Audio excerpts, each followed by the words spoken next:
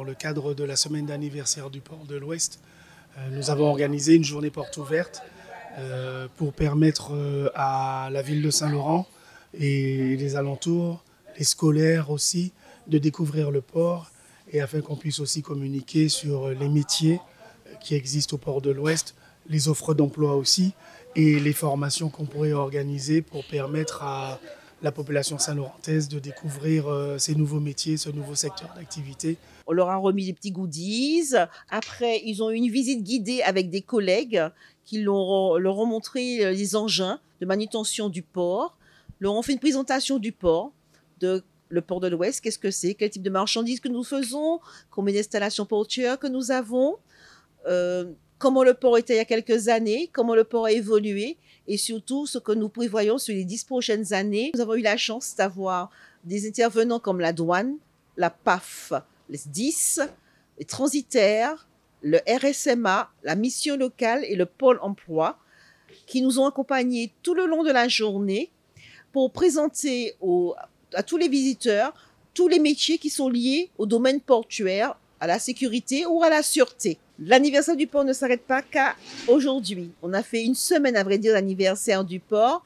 Donc hier, notamment, on a inauguré une statue, la statue de voyageurs en chaîne, qui est à l'entrée de la gare fluviale. L'activité portuaire au niveau économique a commencé dans les années 60 et le port avait donc déménagé à cet endroit, là où nous sommes. Mais ce port a vraiment démarré son activité dans les années 70.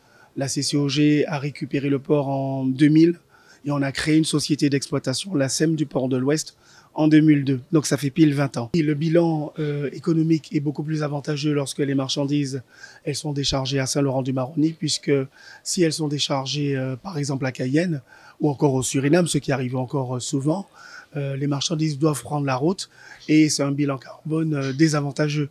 Le projet de développement du port aujourd'hui, c'est de pouvoir planifier sur 150 000 tonnes de marchandises. Pour l'instant, nous avons un navire par mois. Notre projet, c'est d'avoir 4 navires par mois dans les 15 à 20 ans à venir. Et cela va économiser quelque chose comme 15 000 camions sur la route. Pour le projet de développement du port à horizon 2040, comme je le disais, 150 000 tonnes et bien sûr un projet d'aménagement, un projet de travaux, un projet d'investissement qu'on estime de l'ordre de 20 millions d'euros. Donc évidemment, on a besoin de l'appui des financeurs, c'est-à-dire la CTG, au niveau des fonds européens, l'État. Donc voilà, c'est l'affaire de tous. Et on a eu encore une réunion avec le ministère de l'Outre-mer hier. Et on espère avoir aujourd'hui des garanties et pour pouvoir monter un programme de développement, le rendre plus concret.